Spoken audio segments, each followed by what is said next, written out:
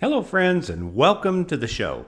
This episode of the Boss Builder Podcast is brought to you by Boss Builders University. Now, if you are a manager and you are looking to build your skills, one of the best places you can go is to Boss Builders University. We've designed our Boss Builder Academy to be the perfect resource for you if you need great just-in-time information to be a better boss. We just have some longer master courses that are available, and everything is designed to help you bring your A game to this very important role. For more information, come see us at bossbuildersuniversity.com. Well, 2020 is halfway over as of today, and nothing tells me that the second half of the year is going to be any better than the first half.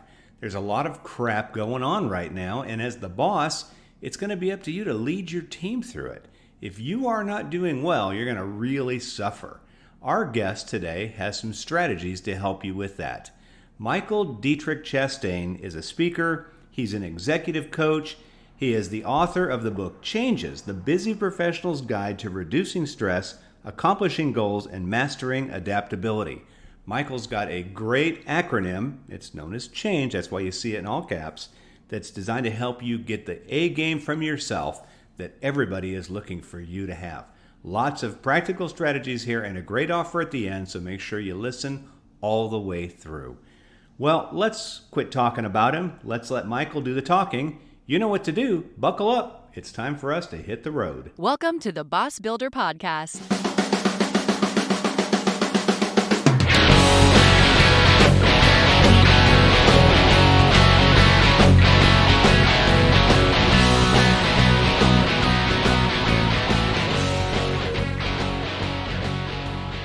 Michael Diettrich-Chastain, welcome to the show. Thank you so much. It's great to be here with you. Yeah, it's a lot of fun. Of course, our audience didn't hear what we just talked about, but I've met you on the phone one time, and I feel like I've known you for years now, and just a super fun guy to chat with. But the topic we're going to be looking at today is actually a fairly serious one, because while we don't like to timestamp our podcast, there is no doubt that life will change completely. And when you look at it, it will have gone back to the year 2020. 2020 has been one of those years that is going to go down in history. And right now, our audience, I'm going to jump out here and make a big assumption that they're probably struggling with change. And so I'd like to chat with you about how we handle that. And so you are the author of a book called Changes, The Busy Professional's Guide to Reducing Stress, Accomplishing Goals, and Mastering Adaptability. That seems like it's a pretty relevant topic. So Michael, talk to us about yourself, and then let's talk about these principles that I think are going to be so useful for us today. Sure. Happy to, Mac. Yeah. And it is great to connect. I agree. I think, we hit it off fast, and it's always fun to connect with someone and feel like you've known them for a long time. And so, yeah, it's great to connect again. And, in regards to, my career and background, I can say that I've always worked in human development and always been fascinated with change and how human beings create it and navigate it, deal with uncertainty. And I've looked at human change making through a variety of lenses over the course of my career. Everything from consulting work in the corporate world to executive coaching to training and development, and even as a psychotherapist, which I was a number of years ago, and worked with clients wide ranging from those that, barely have been able to get their human needs met to those that have dealt with, regular kind of things that most of us deal with around transition or loss or birth or death or, anxiety, stress, addictions. And so, I've seen human change exist in so many ways, and really believe that there are principles that can be applied to change making, to stress management, to goal accomplishment. And they're really the same principles that apply to all those things. And so I'll pause there. That gives you a little bit of an introduction, and I'm happy to dive into any one of those areas that I just brought up. Yeah, well, let's go back to where you are getting a lot of these principles from. So do you have a background in counseling or anything like that? It sounds like that's where some of this comes from. Yeah, exactly. So when I was in undergraduate school, I was looking for, imagined a trajectory, a career in what's called industrial organizational psychology, which I know a lot of your listeners are familiar with. And for those that aren't, it's basically looking at, how to human systems in business function in a healthy way, and how are they dysfunctional? And so looking at things like, team effectiveness and leadership and conflict and a number of other things. And so I thought that's where I would go, Mac, and did all the coursework and, did the internships that set me up, for a path toward that master's or PhD. And then out of school, got a consulting job working in the corporate environment, and which was really great. Did a lot of leadership coaching and did a lot of account management and some employee-employer conflict navigation. And it was a great experience, and ultimately, inspired me to take a deeper dive into the hows and whys of what we do. And so instead of going into business, back to business school, I went for a master's in counseling. And then eventually after that master's was completed, went on to get a license as a therapist. And, and then went into practice as a therapist in the context of mental health for a number of years in all sorts of capacities, from private practice to community mental health to working in the prison system and in the hospital systems in the community, leading teams of therapists. And so again, looking at human change in a wide variety of ways. And so through that experience, still had an interest in, in business and leadership and in organizational performance. And so made a pivot back to the corporate world, and was there for a couple of years, doing a lot of training, doing a lot of account management, a lot of leadership coaching, and went off on my own about 5 years ago, I guess. And now the business that we have provides assessment, training, and coaching for leaders and teams that want to create peak performing organizations and cultures. And so that's the 30,000 foot view. Well, it sounds like if we got down into the weeds, we'd be here till Christmas time. So, Right. But no, it helps me to get a better sense of you when I hear about your background. Yeah. So let's go back to when you were as a therapist. Mm-hmm. What kinds of folks came to see you? What brought most people in? I know you can't talk specifically because it's all confidential, but Sure. why would a person come to see you? Sure. So, at the heart of going to see any helping professional, whether it's, a therapist or a coach or a mentor or, whatever it is, the question I believe we're always asking is, how do I create change in my life? And, that change will look differently depending on the individual.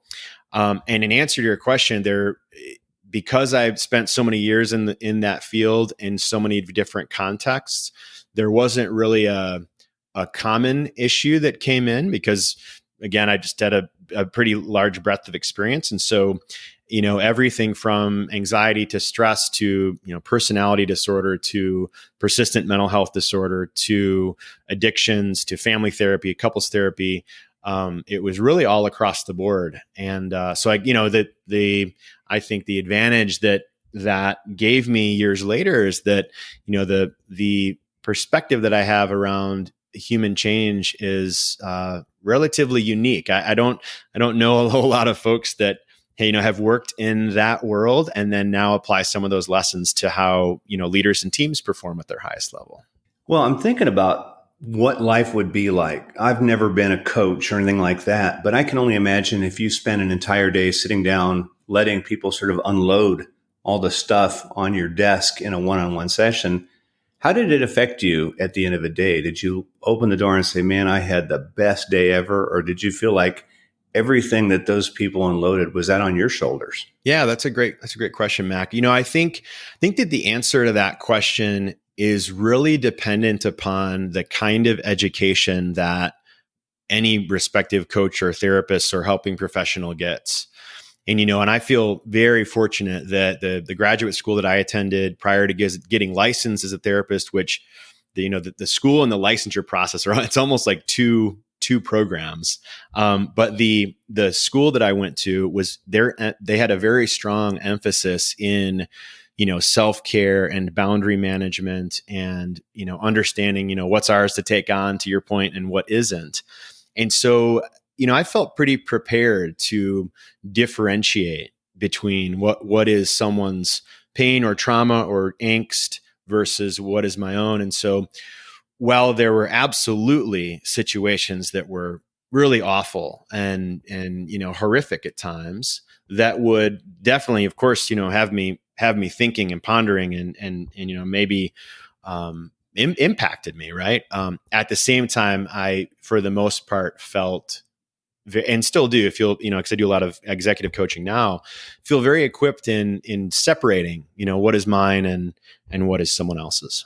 That to me would be really challenging. And so I guess you made the jump from seeing people one-on-one, then back to corporate. Was there an event that kind of pushed you that way? It sounds like you're on a journey of constantly learning. Was this one step, or how did that work? Because that's a big difference. It is. And, I'm really thankful. I had a couple things. There was definitely an event that kind of inspired the move.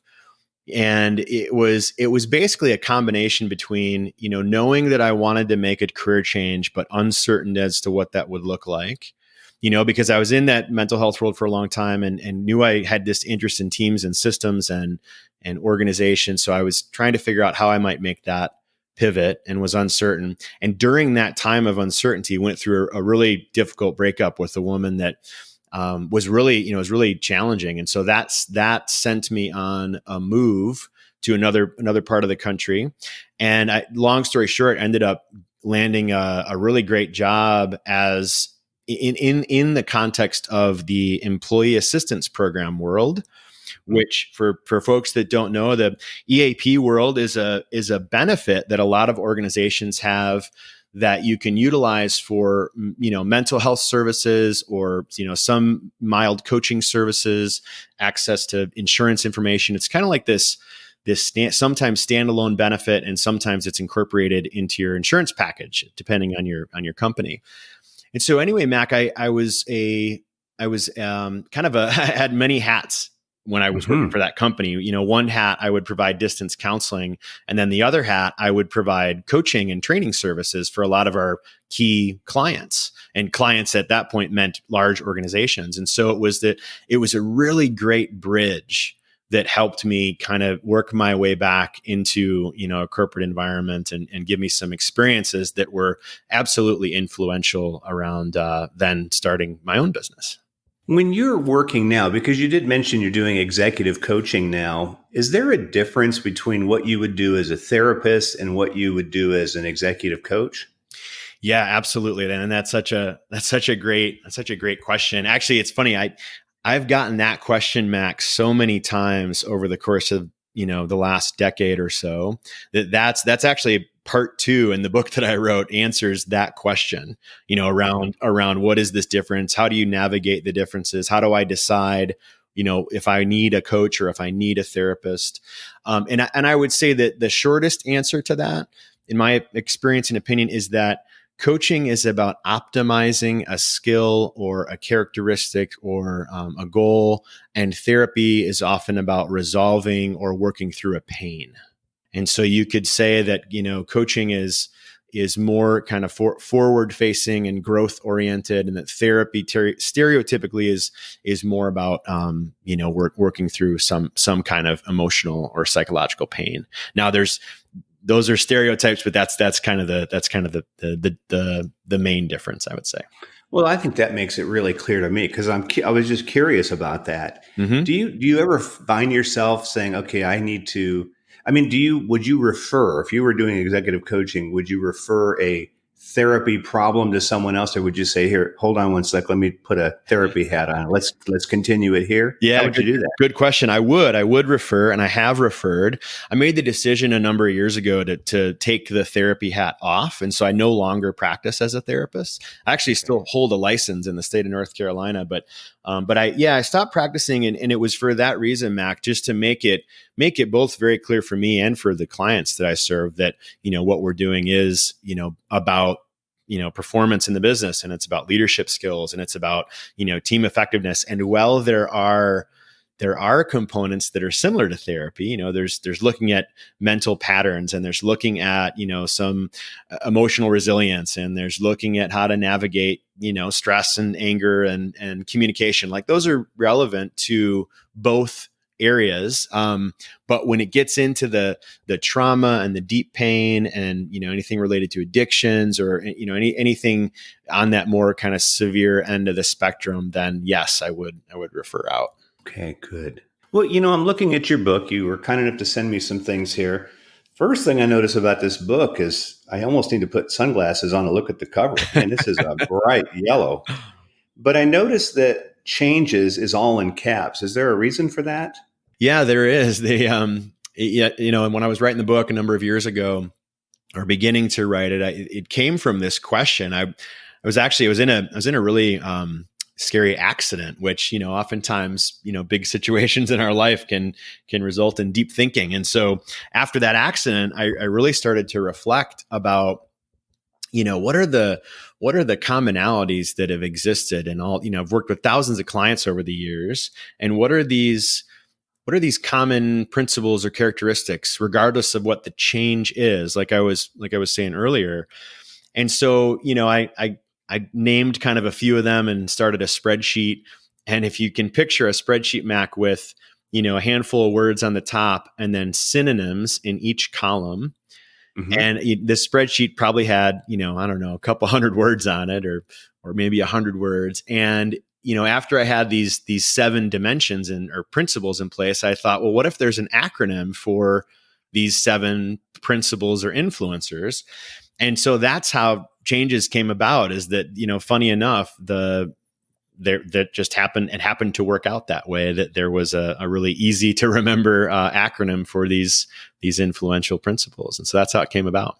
Well, in keeping with those influential principles now, and in thinking about who's listening to our show today, which we talked about earlier, it is really, I think, people who are faced right now with lots of stress, with in some ways their goals being completely blown up this year, as were many of mine. And then, of course, having to adapt, which is, just happens to be the subtitle of this book, isn't it? That's Reducing right. stress, accomplishing goals, and mastering adaptability. Could you take us through these 7 different strategies and kind of think about what our audience is wrestling with today? Because for many of them, they have to not only sort of wrap themselves around the fact that life for them has changed radically, but now they're expected to be leaders. And you've got to have your own stuff together before trying to help somebody else. It's like we say on HR Oxygen, you have to adjust your own mask before assisting others. So could you take us through the 7, Michael, and kind of talk through those and maybe give us some things that we can hold on to help us in this really challenging time? I'm happy to. I heard another really good phrase just recently, Mac, that's connected to the famous put your oxygen mask on first. And it was that all business problems are personal problems in disguise. And I thought that's so great. And I think it really applies to really any, whether you're a, Fortune 500 company and you're in an HR or leadership position and you're trying to figure out all the complexities of that, or you're a solopreneur and trying to, get your business going. I believe that to be true, that oftentimes our challenges in business are related to our challenges in life. And so that's probably a good segue into these principles. So I'll go through them real quick, and That'd be great. happy to handle any follow-up questions. So the first one is cognition, and cognition is all about how we frame our thinking. And so, is our thinking more opportunity focused? Is it more possibility focused, or is it more problem oriented, or challenge oriented, or complaint oriented? And so, there's a lot of research to support all these principles, but in the cognition context, to support the idea that the more we focus on, possibility and opportunity and, learning mode versus deficit mode, it just leads to better outcomes. And so that's the opportunity with cognition. Well, let me stop you there. So one of the things we've kind of focused on this past 6 months as we have interviewed people is, and I kind of ask them a final question. I won't ask you this question because I think it's more important to ask you this one. But so for the class of 2020, both high school and college, who did not get their prom, who did not get their walk-through graduation, who may well still have gotten a graduation gift, hopefully, but really their entire, and I keep thinking about people who were baseball players in high school, like no senior season. I mean, how would that suck? Yeah, totally. So using the principle of cognition, I mean, what are my options? I've just been basically had the rug pulled underneath me. My senior year was a complete disaster. Mm-hmm. How could I reframe that into something that's useful? Yeah, it's such a great question, Mac. And I certainly don't claim to, discount any of these things that are so awful and totally out of our control. And you bring up a great point. These kids that are going through college and high school and are missing out on these opportunities and experiences that they can't ever really get back. And that's my heart goes out to them. And so that's and that's the case for all of us in various parts of our our life, right? There are things that are out of our control that are going to be painful, right? And so the opportunity in my experience is that, and this is the first chapter of the book. It's called The Victim or the Master. And so the opportunity in any situation is to really have that choice. Right. And this, what I'm saying is not new. This goes back to a lot of research from more recently, as in 50, 60 years ago. Viktor Frankl, who is the person that developed a process called logotherapy, which essentially is the idea that we get to assign meaning to any event that happens in our life. That is our gift, and that no one can take that away from us. Right. And so, but also there's, this idea of meaning assignment is congruent to many ancient philosophers as well. And so this idea versus victimization versus mastery is not a new one. And it's also not new because, I think it's extremely relevant and extremely helpful. And so the opportunity is to consider how might I take a mastery role over something that's out of my control? Meaning that, well, we can't take away the pain. Is there a lesson here that I might take away? Is there something that this thing that's been taken from me, is it allowing for something different to emerge? Right. And so I think looking for that way to master the situation instead of be victim to it is the opportunity. And the next question might be, how do you do that? One recommendation I often give, and I've done this myself as well, is track the language that we use around situations that are out of our control. Meaning that, you might have some daily reflection time and journalizing. How am I describing what has happened? And am I describing in such a way that is, awfulizing it, or is making it the master of me? Or am I describing it in such a way that says, this is a horrible experience, and here's what I'm learning, here's what I'm going to do with it, and here's how I'm going to master it. Right. And so being really, really cognizant of the language that we use, that will set cognitive patterns for us in one way or the other, either for our benefit or for our detriment. So it would be wise for someone to not look at what I've lost, but what I've gained from the experience of not having these things. Is that kind of close to it? Yeah. And I think there's room for both too. I mean, I certainly believe that, not to discount the loss. I mean, processing it and acknowledging the pain. It's not to avoid the pain, but it's also to not give the pain so much energy that it puts us in a place of stuckness, or in a place of that doesn't allow for choice. When we give too much energy towards something that we see as pulling the strings, then it really takes away our creativity, our innovation, our ability to problem solve, et cetera. So is cognition then, I mean, is it just by chance that it showed up first in changes, or are these done like in order, like you have to have this one done? Yeah, great question. Yeah, so they are not in a chronological order.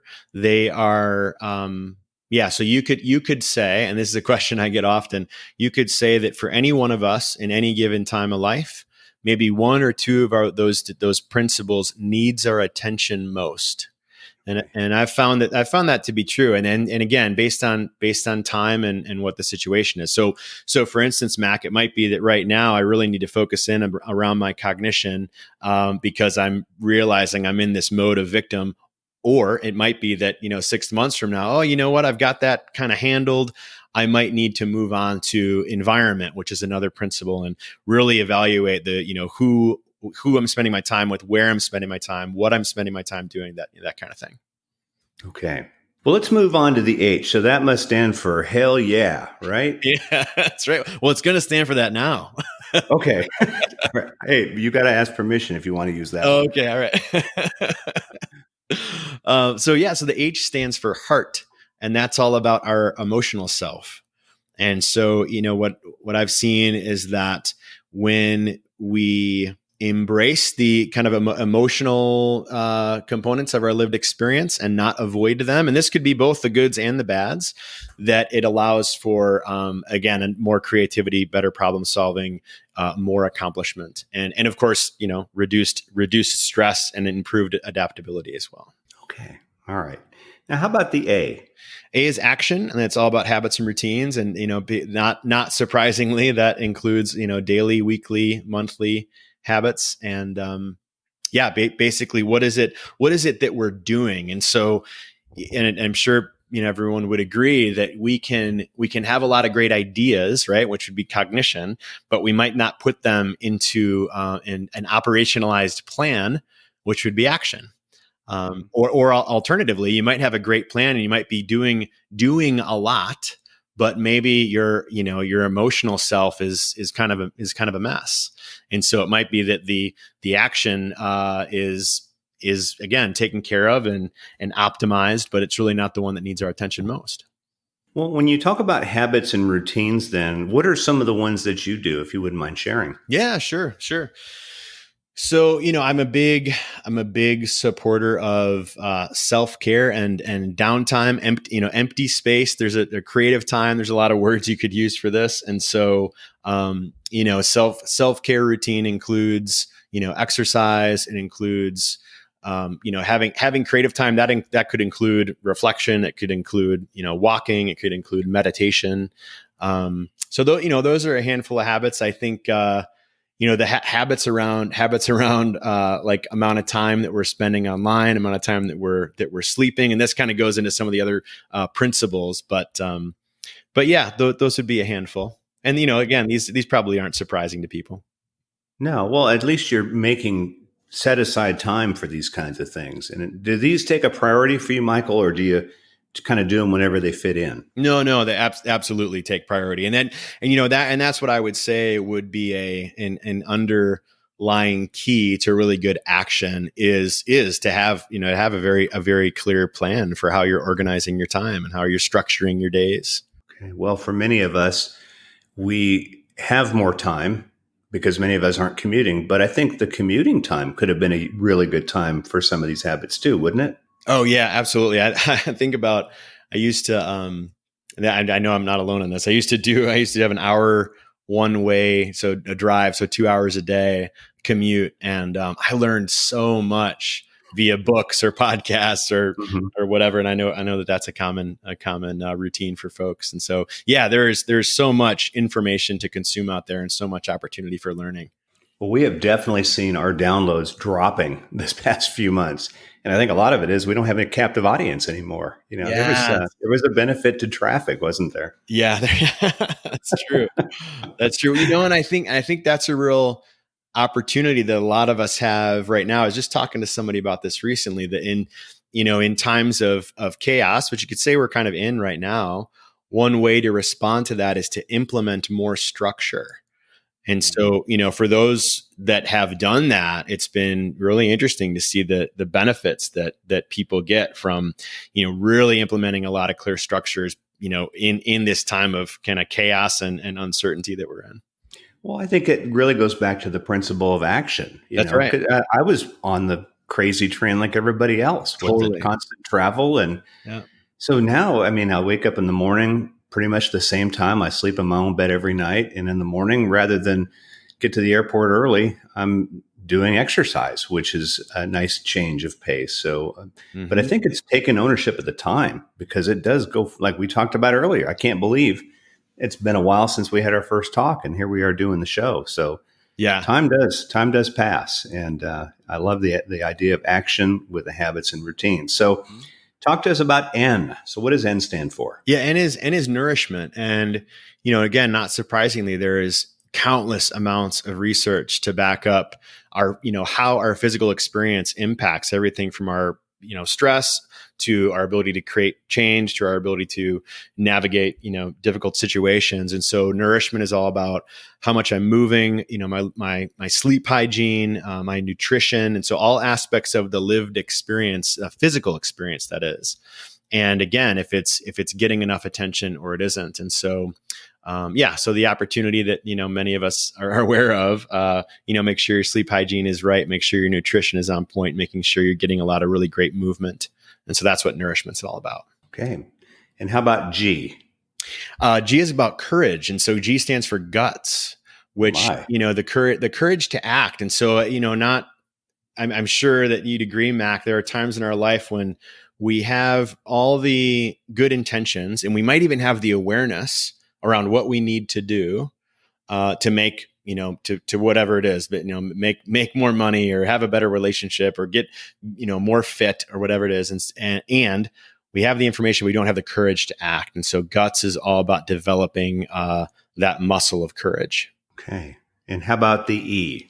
I spoke to this a little briefly earlier. It's environment, which is the people, places, and things we surround ourselves with. So, the old quote, you're the average of the 5 people you spend the most time with, I think is great. And I also believe that is not inclusive enough, meaning that we are the average of, all aspects of our environment, where we spend our time online, the communities that we live in, the friendships that we have, of course, the business environments that we're in, we're the average of all of these things. And so environment is the opportunity to recognize are the environments that I'm in, are they leveraging me to excel toward what I want, or are they holding me in a place of stagnancy, or maybe even, bringing me away from the goals that I have? Mm-hmm. And then there's the last letter, which is S. Yeah. Lastly is spirit, which is our belief systems. And so belief systems could mean, the large ones around, where did we come from? Where are we going when we die? These big belief systems that we have, to the belief systems at an individual basis, which are, what am I capable of doing in this life? How much money do I deserve to make, or could I make? How much love do I deserve? What's possible to experience? And so these are all belief systems. And what I've seen is that those that challenge the beliefs that aren't serving them really, really excel. And I think for all of us, there's always an opportunity to consider, is this current belief system that I'm having helping me toward what I want, or is it keeping me stuck?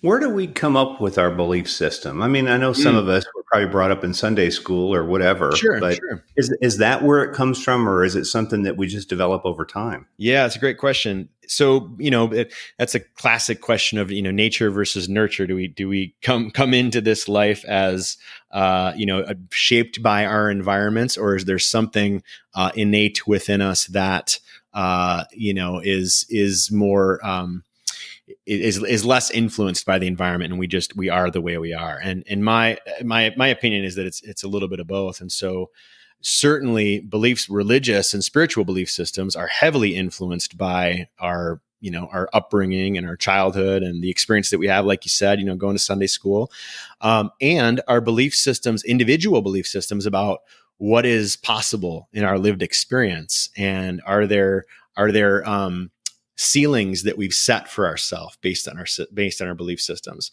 And there's also evidence to show that those also come from our experiences, both as children as well as into adulthood. And belief systems are either pushed against or perpetuated based on the choices that we make, the people, places, and things we surround ourselves with, and our willingness and ability to challenge them. And so, you can see kind of how these 7 principles kind of connect and intersect with each other, because they absolutely have influence on one another. The way I'm looking at this, because I've been writing them down as you've been talking us through it. So going from top to bottom, I have changes, the big letters, Mm-hmm. and I'm visualizing a little on off switch next to each one. Oh, nice. So I'm thinking if, let's just say you had a really shitty childhood Okay. and like your whole upbringing up to the age of 18 was terrible. And then to top it all off, COVID hits, no graduation, no senior prom. I mean, is it possible a person could enter adult life with all of those switches in the off position? Gosh. Well, I'll say this, Mac. I've been consistently surprised over the course of my career, again, working with so many people and groups and, of various types. I've been so consistently surprised at the level of resilience that exists in the human condition. And so I would answer that question that while there might be, all the switches off or all arrows point to, there's no way this person is going to have a chance. Even in those situations, I've seen people come back from those things. I've seen people make, really, really exponential changes in their life. And so I mean, that's my belief that even when the cards are stacked so much against us, that there is still opportunity for growth and development and change. And I would say that it often will require, looking at these various principles, right? So if I am someone that, has all these chips stacked against me, maybe it's the opportunity to find some kind of mentor, some kind of support. And I think that is often the case for all of us, that support is a necessary step. So, Well, I'm just wondering because I'm sure there's people today after listening to that thinking, all of these are in a bad place. And it doesn't help that we're constantly fed a diet of bad news no matter where you turn. But it seems to me that there's hope here. And that's what excites me the most is that we can. I mean, the way I look at it, we've probably both been to conferences and I've never been the keynote. I've always been very envious. But then I look at who the keynotes are. Somebody who was trekking through Alaska all summer long with just the clothes on their back, or someone who, had horrifying burns in the war. I mean, these are all tragedies. And what they've done is they've figured out how to get through it and then come up with life lessons. And so if you're listening to this and you say, boy, all the switches are off, I mean, that's kind of like a pretty good setup for, your greatest hits are ahead of you now. It's a good way to look at it. I love that. I love that. Yeah. And to your point, there are so many great examples of folks that have done that, right? Have seen adversity or tragedy and been able to come back from it. And I would also say there is an opportunity that is, relatively simple and takes a lot of practice, but it's not complicated. And it's the opportunity to consider the nature of the questions that we ask, meaning that, around all these principles, there's an opportunity to be asking either, what's wrong or what's possible. And so I think that is a low-hanging fruit to lean into. What is it that I truly want? What is it that might be possible? And really, envisioning big and brainstorming around, being creative and possibility oriented and imaginative. And I think that little pivot of changing the nature of our questions can yield some good results. So that might be the first switch that you want to flip on is what's wrong versus what's possible. Huh? Yeah, that's right. Well, you mentioned something about having our cards out. So I'm actually looking at this pack of round cards here. Oh, yeah. We got this rubber band. It's kind of like the ones that those mob guys wrap the big wad of cash in. You get it from the grocery store. I think your cabbage is tied up by it. That's right. But it's a round deck of cards here. And the first one says cognition, heart, action, which it sounds like that's the changes now. So tell us what these cards do. How would these help us in our journey here, Michael? Sure. Yeah. So these cards, they're a question deck. And so for folks that are listening, you probably have for many folks probably have familiarity with these. And so a question deck is essentially a card deck of questions. And we've used these in the context of corporate events, in the context of executive meetings. We've given them as a tool for, leaders that want to have one-on-one conversations with those that they're leading. Use it in communities and masterminds, both virtual and in live situations. And even in the context of big conferences where, hundreds and hundreds of people in a room and got multiple decks and you can do group activities. And essentially, Mac, the questions follow the 7 principles. And so you've got the seven kind of, headlines, and then underneath each of them, there are 7 questions. So there's 49 questions total.